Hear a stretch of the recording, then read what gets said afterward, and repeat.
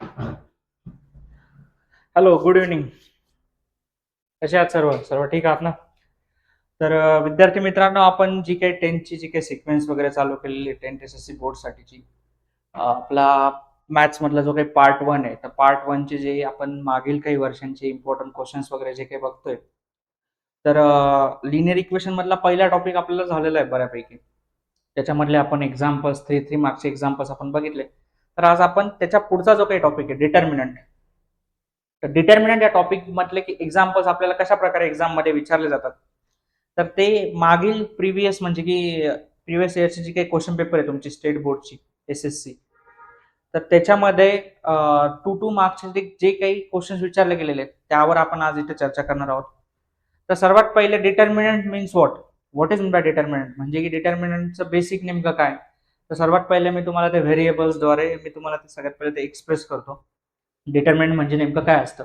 तर आता एकदम म्हणजे की सोप्या पद्धतीमध्ये जर आपण समजायचं म्हटलं, तर डिटर्मिनंट मध्ये काय असतं आपलं समजा आपण कोणते एक व्हेरिएबल वगैरे जर घेतलंय. Okay, so we take variable what a is equal to what a b c and what d, a b c d. Okay, समजा अशा प्रकारे तुम्हाला म्हणजे की व्हेरिएबल मध्ये एखादं नोटेशन वगैरे ह्या टाइप मध्ये एक्झाम्पल मी तुम्हाला एक्सप्रेस करतो पहिले, म्हणजे तुम्हाला पुढचे एक्झाम्पल समजायला सोपं जाईल नेमकं थेरी काय. ठीक आहे, तर आता याच्यामध्ये जर बघितलं न्यूमरिकल बेस जर एक्झाम्पल झाले तर कसं करायचं. तर आता बघा, तर व्हेरिएबल मध्ये फक्त आपल्याला काय करायचंय, क्रॉस मल्टिप्लिकेशन करायचं. काय करायचं आपल्याला, क्रॉस. एच्या क्रॉस मध्ये कोण विद्यार्थी मित्रांनो, डी. ए इंटू काय होणार आहे, ए इंटू वॉट डी, मायनस बीच्या क्रॉस मध्ये कोण आहे, सी. मग बी इंटू काय होणार आहे, सी.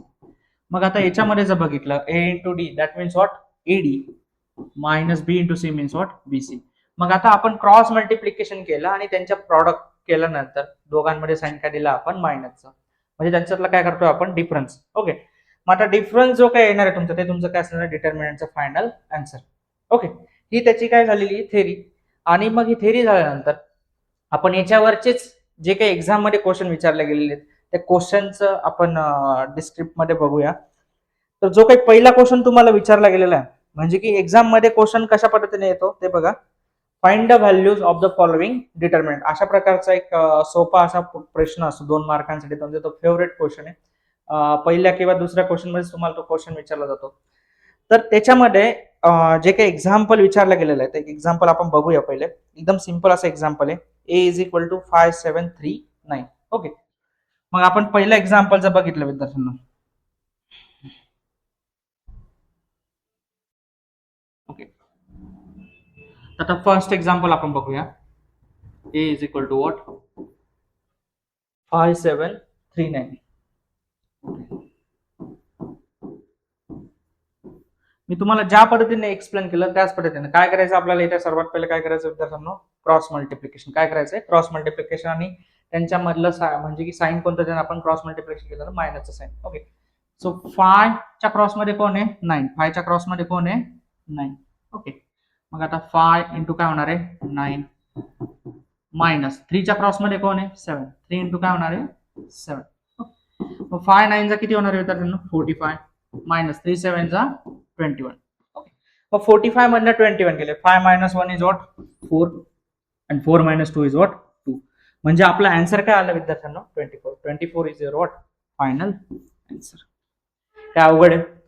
अशा प्रकारचे सोपे सोपे एक्झाम्पल्स तुम्हाला विचारले जातात. आता हे तर म्हणजे की आपलं समजा नॅचरल नंबरचे एक्झाम्पल्स वगैरे झाले, म्हणजे की सरळ सोपे एक्झाम्पल आहे.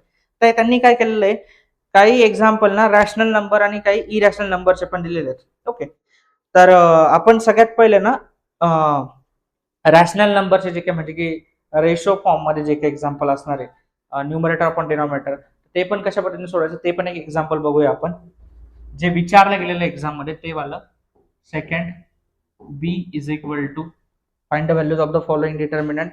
आणि अशा प्रकारचा क्वेश्चन तुमचा, बी इज इक्वल टू काय आहे, 7/3, 5/3,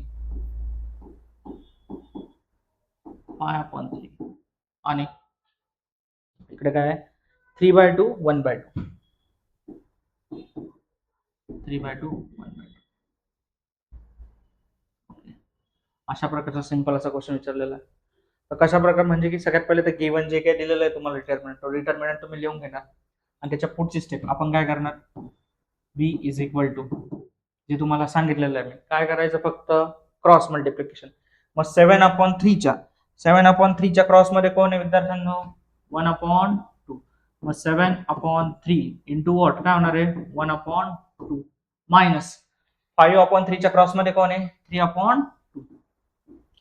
5/3च्या क्रॉस मध्ये कोण आहे, 3/2. ओके. मग आता याच्यामध्ये जर बघितलं आपण, तर हा इथला 3 मल्टिप्लायचा 3 डिवाइड 2 काय होणार आहे, कॅन्सल. ओके. आणि इथे जर बघितलं, इथे रेशो दोघं रेशोच्या मध्ये साइन काय, मल्टिप्लिकेशनचं. म्हणजे अशा वेळेस काय होतं मॅथ्समध्ये, मॅथ्सचं बेसिक तुम्हाला आलं पाहिजे. न्यूमरेटरचं मल्टिप्लिकेशन न्यूमरेटर सोबत आणि डिनॉमिनेटरचं मल्टिप्लिकेशन डिनॉमिनेटर सोबत. मग 7 इंटू 1 किती होणार आहे, 7/3 इंटू 2 किती होणार आहे, 6 मायनस. आता इथे आता बघितलं, इथे फक्त 5 रिमेनिंग आहे, इकडे काही नाही, म्हणजे काय असणार आहे 1. 5 into 1 is what 5 upon 1 into 2 is what 2. मग आता याच्यामध्ये जर बघितलं, इथे रेशो आहे आणि दोघांच्या मध्ये साइन काय आहे, मायनसचा. दोघांच्या मध्ये साइन काय, मायनसचा. म्हणजे रेशो जर दोघं बाजूला असणार आहे, साइन मायनस असू द्या नाही तर प्लस असू द्या, आपण नेहमीप्रमाणे काय करतो मॅथ्स मध्ये, दोघांचं काय करणार, क्रॉस मल्टिप्लिकेशन. जे काही साइन असणार साइन देणार. ओके. मग आता 7च्या क्रॉस मध्ये कोण आहे विद्यार्थ्यांनो, 7च्या क्रॉस मध्ये तुमचा काय 2. मग 7 into what 2 minus 5 into 6 upon. मग आता याच्यामध्ये बघितलं, 6 2 जा डिनॉमिनेटरचं मल्टिप्लिकेशन डिनॉमिनेटर सोबत. 6 2 जा किती होणार आहे 12. मग 7 2 जा किती होतो विद्यार्थ्यांनो 14. ओके. 14 मायनस 5 6 जा किती होणार आहे 30. 14 minus 30 upon what 12 upon what 12. पण 40 मधनं 30 जातात का, नाही. पण 30 मधनं 14 जातात. ओके. 30 मधनं 14 जर गेले तुमचे राहणार किती, 16. ओके. 16 is remaining. 16 काय असणार तुमचा रिमेनिंग पार्ट. ओके. आणि 16 साइन काय देणार तुम्ही, बिगर नंबरचा. मग बिगर कोण आहे 14 13 मध्ये 30 इज द बिगर नंबर. मग साइन काय असणार आहे त्याचं, मायनसचं. Minus 16 upon what 12. ओके. मग आता 16 आणि 12 हे दोघं नंबर जर बघितले तर कोणत्या टेबल मध्ये येतात बरं, 4च्या टेबल मध्ये. कोणत्या येतात 4. मग 4 1 जा 4, 4 3 जा 12, 4 3 जा 12, 4 4 जा 16. ओके. मग आता याच्यामध्ये जर बघितलं आपण, मायनस फायनल आन्सर काय असणार तुमचं,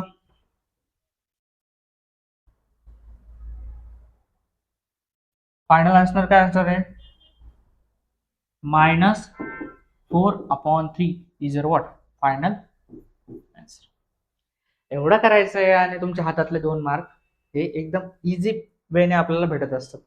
तर ह्या प्रकारचा क्वेश्चन जर तुम्हाला एक्झाम मध्ये, आणि हा येतोच या टाईपचा क्वेश्चन, तर आला तर तुमचे मार्क्स हातातून जाता कामा नाही. ठीक आहे. मग याच्यामध्येच आता आपण रॅशनल नंबरचा बघितला, सुरुवातीला नॅचरल नंबरचे म्हणजे की सरळ सोप्या पद्धतीचे एक्झाम्पल बघितले. आता आपण याच्या पुढचा पार्ट म्हणजे की काय याच्यामध्येच इरॅशनल नंबरचे जे काही example, mixing of irrational number, ते पण आपण बघूया. जो विचारला गेलेला आहे तो वालाच question.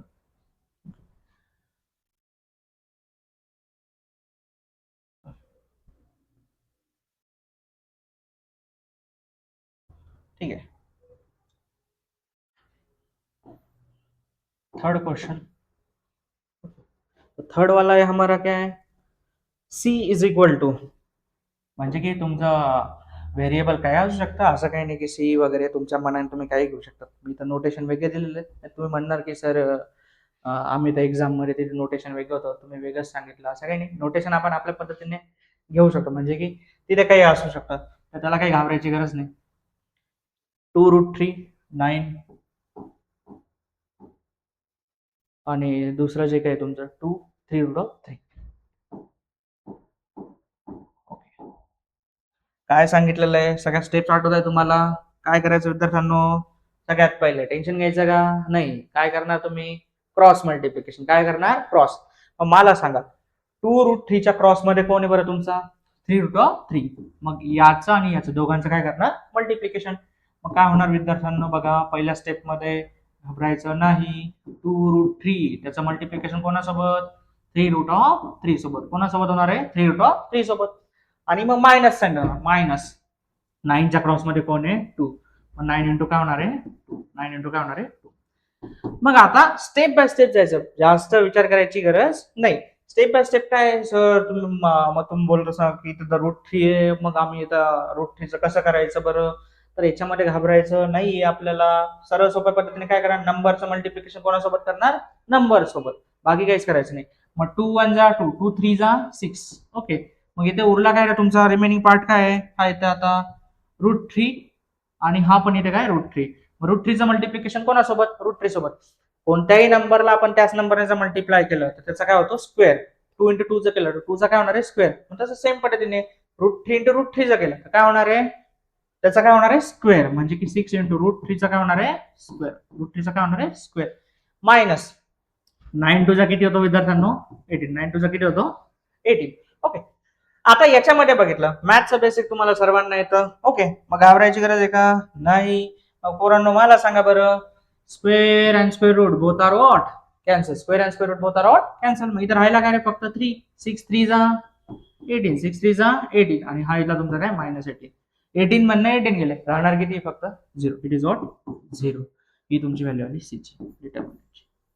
This is your final answer. काय अवघड आहे, ठीक आहे. अशा प्रकारचे 2-2 मार्क्सचे एक्झाम्पल्स तुम्हाला विचारले गेलेले आहेत प्रिव्हियस इयर्समध्ये. ठीक आहे, तुम्हाला होमवर्कसाठी एक्झाम्पल देतो मी, लिहून घ्या तुम्ही, नोट डाऊन करून घ्या. होमवर्क, ओके, सॉल्व करून कमेंटमध्ये मला सांगा की एक्झाम्पल सॉल्व झालं का नाही वगैरे. ओके, सी आन्सर मला सांगणार तुम्ही, काय आन्सर आलं तुमचं. ठीक, डी इज इक्वल टू, बघूया कोणाचं उत्तर बरोबर येतं. 3 2 4 5, 3 2 4 5. ओके, एकदम सिंपल आहे, क्रॉस मल्टिप्लिकेशन येऊनच जाईल तुम्हाला. अशा प्रकारे डिटर्मिनंट हा टॉपिक आज इथेच संपतोय. आणि डिटर्मिनंटचा पुढचा जो काही टॉपिक आहे क्रॅमर सोल्व, त्याच्याबद्दलची एक व्हिडिओ म्हणजे की तयार करतोय लगेचच. ठीक आहे, पहिले हा टॉपिक तुम्ही क्लिअर करा, 2 मार्क तुमच्या हातातले जाऊ नका देऊ. आता आपण क्रॅमर सोल्वरचे 3-3 4-4 मार्कचे प्रॉब्लेम्स आपण बघणार आहोत. तेही सोपं आहे, म्हणजे की ज्याला डिटर्मिनंट जमलं त्याला क्रॅमर सोल्व आरामात सोडवता येतो. म्हणून आपण सगळ्यात पहिले डिटर्मिनंटचं बेसिक घेतलं, त्याच्यावरचे एक्झाम्पल घेतले, म्हणजे ज्याचा हा बेस पक्का होऊन जाईल त्याला क्रॅमर सोल्व सोडवायला काहीच हरकत नाही. Okay, so thank you, have a good day, bye bye.